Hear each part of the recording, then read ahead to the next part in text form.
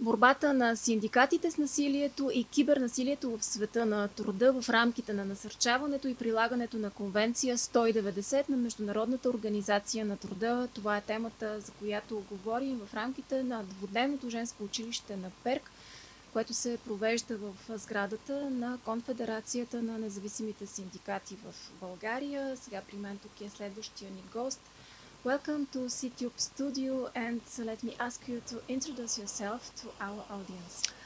Hello everyone, I'm Raisa Lipартелиани. I am Vice President of the Georgian Trade Unions Confederation. First of all, I would like to thank you for giving me the opportunity to speak on behalf of my organization and on Georgia's reality. So my first question is, what are the main workplace problems faced by women in your country? Despite some improvement during the last years, gender inequality still remains as a huge challenge in Georgia, and it comes when it comes to access to workplaces and problems in the labor relations as well.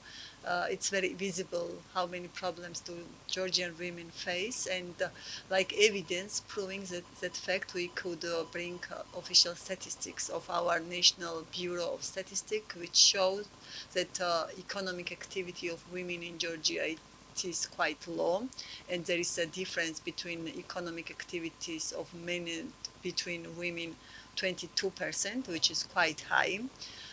Plus, if we look at salary situation, we see that we have quite high gender pay gap, which is up to 32% currently, which is the reason why Georgian case was discussed by the International Labour Conference this year, among other cases, 24 cases where international labour standards are mostly violated. And also practices shows us that mainly women are victims of harassment and sexual harassment in the workplaces. And Georgian situation shows that besides that fact, in every critical situation, doesn't matter, it happens at national level or at company or sectoral level, mostly unproportionally women in Georgia are suffering. And last evidence of that was COVID pandemic situation, which showed that out of 52,000 of working places which were lost because of pandemic, 67% of jobs belonged to women. And mainly, what are reasons of that? We still, despite some improvements, we still have legislation which is not protecting enough women in workplaces. Plus, we have very difficult and very bad regulations of maternity protection, which doesn't allow women to somehow deal with their maternity leave use it as it is defined by legislation, because it is not paid fully from employers or state side. And after that, it's also very problematic, this traditional views regarding women and men's roles in the workplaces and society. Despite some positive changes in this regards as well, we can see that mainly family responsibility and family work is mainly burden of women. And the official study developed by Geostat with support of UN Women showed last year that women in Georgia spend 5 times more hours for family work, for family responsibilities than men. And on average, it is almost 38%, which is almost full-time job. That's why, as usual, women are not candidates for employers, future employers, which could get job, because as usual they are associated with family responsibilities, especially if they are young women or women with small children or some future plans in this regards. And later on also we can say that one of the reasons of high gender pay gap, it is also that no, women are not represented in a managerial position. Only 20% of Georgian women are represented in leadership position, which means that they get less salaries than men. And the main reason of it is stereotypical views of employers, which think that women are not able, because of their family responsibilities or other issues, able to deal with managerial positions. And as usual, they give privilege to men.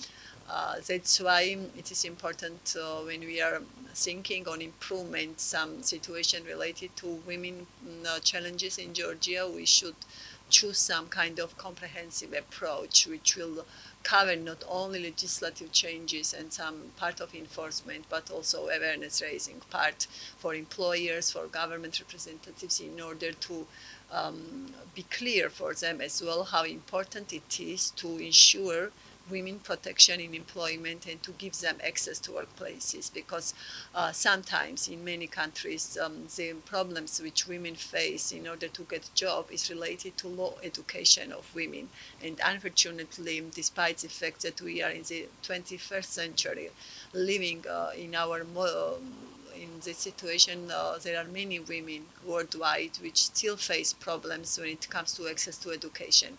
But it is not Georgian reality. Even looking at official statistics, we can see that Georgian women have better education when it comes to professional education, higher education, so it cannot explain their lack of access to workplaces. And here we are, as a trade union representative, I'm speaking from human rights perspective, from labor rights perspective, but on the other hand, it also has direct economic negative impact. So the countries like Georgia, which is a developing country, doesn't have luxury to prevent women who have enough education and skills to contribute in economy, to leave them outside of the working places and labor market in general.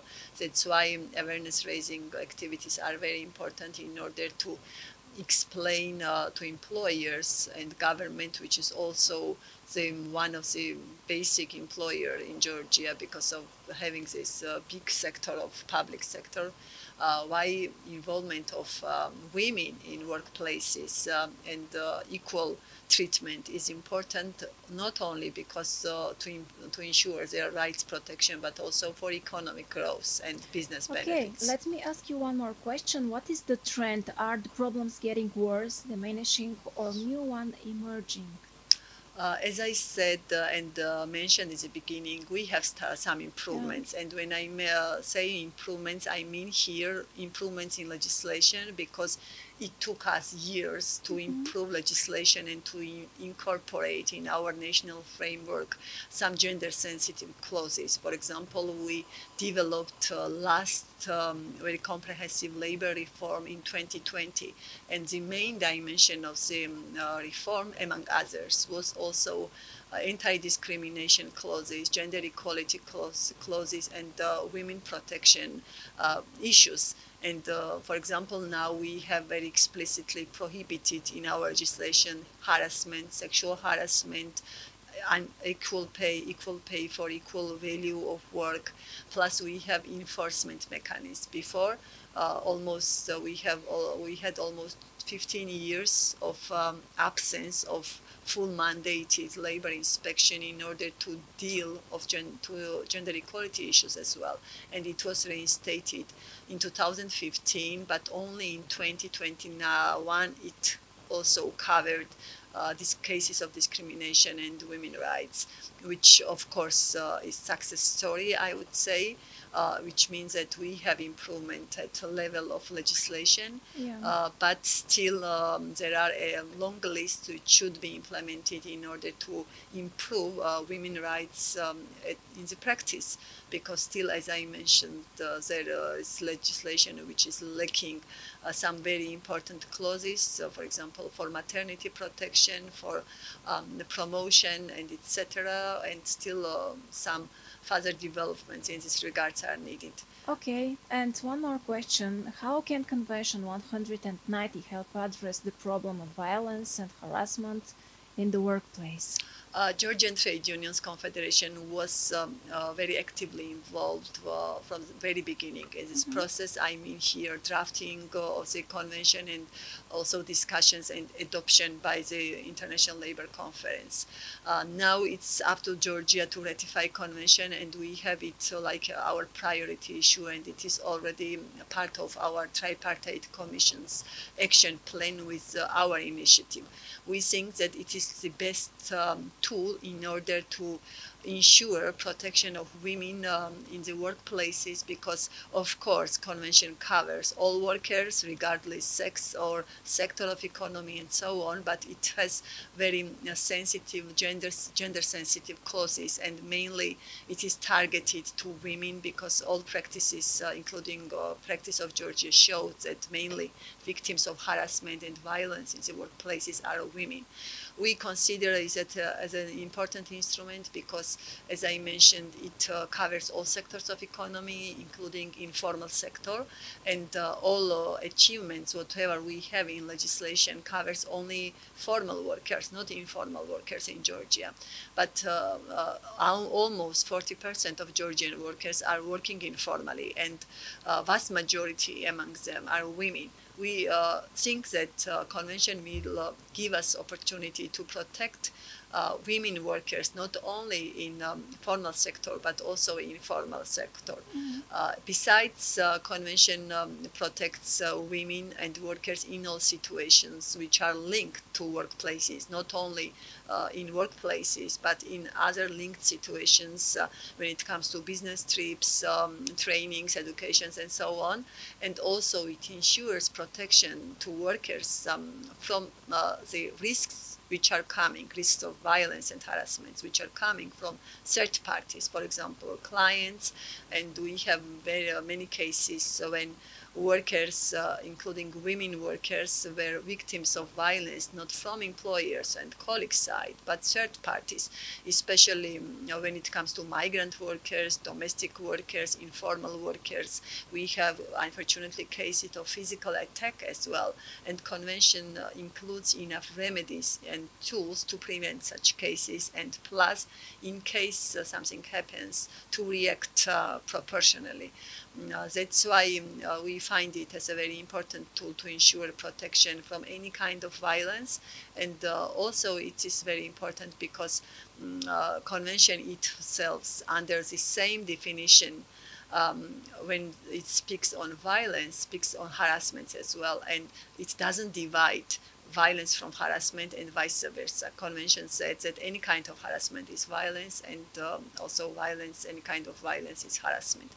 And that's why I think that this enforcement part, also awareness raising part, which is part of convention and recommendation in case of proper implementation at national level, will improve the general picture what we have related to women in Georgia. Thank you very much. It was a pleasure for me, and I hope we'll see you soon here again. Thank you so much.